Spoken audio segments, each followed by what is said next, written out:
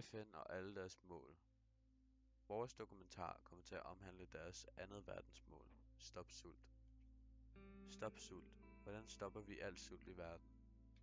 Hvad er grunden til, at folk sulter, når vi har nok mad til hele verden? Størstedelen af folk, der sulter, er fordi de ikke har råd til at købe alt mad. Men hvad med den anden halvdel af alle de mennesker, der sulter? Hvad gør, at de sulter? Folk i krigsramte lande sulter på grund af ødelæggelse af byer, og marker og alt omkring dem dør. Men at få maden over til dem kan være vanskeligt. Maden skal droppes i luften ned i en drop zone, som der bliver informeret om. Vi var ude og spørge nogen, hvor mange de tror, der sulter hver dag.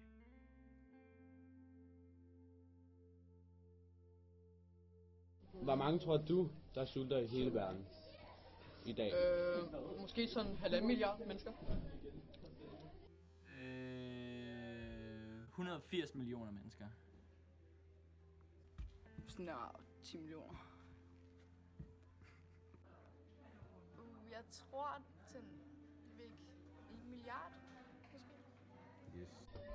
Det ved ikke, sådan 10...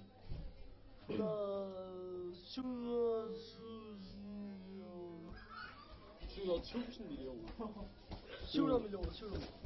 Det er faktisk 815 millioner mennesker, der sulter hver dag. Det er næsten 15% af verdens befolkning. Men hvorfor er det sådan? At producere 1 kilo korn skal der cirka 1,5 kvadratmeter, hvorimod 1 kilo svinekød kræver 15 kvadratmeter, samt at grisen også skal have korn og føde for at blive stor. Det samme med en ko. En ko kræver 33 kvadratmeter for at producere 1 kilo kød, samt den skal have føde. Men hvordan løser vi problemet med sult? For at løse problemet med sult i verden, skal der mere uddannelse i systemet. Størstedelen af dem, der sulter, har ikke penge til at købe maden. Og med bedre uddannelse tjener de penge, de kan købe mad for. Men det vil jo ikke løse verdens problemer. Hvad med den anden halvdel af menneskerne, der sulter på grund af krig, hvor de ikke har nogen mulighed for at få et job og uddannelse, og hvor det er meget svært at transportere mad?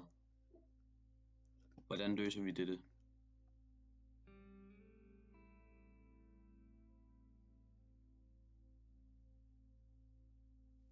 Vi spurgte så derefter nogle flere personer om, hvad de vil gøre, hvis de skulle stoppe sulten. Sådan der, bare sådan der, donere en masse mad, sådan der. Hvordan jeg vil stoppe sult i verden? Ja. Det ved jeg ikke. Altså, men jeg vil nok sige, at man skulle give dem muligheden for at selv lære dem.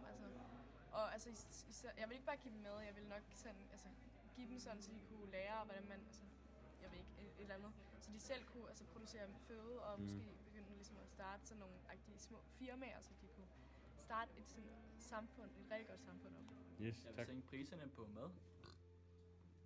Sende sin madrester og sådan indsamling af mad i sådan Danmark, hvor vi spørger en masse folk, om de vil donere lidt, og så sender vi det så ned til de steder, hvor de har hårdt brug for mad.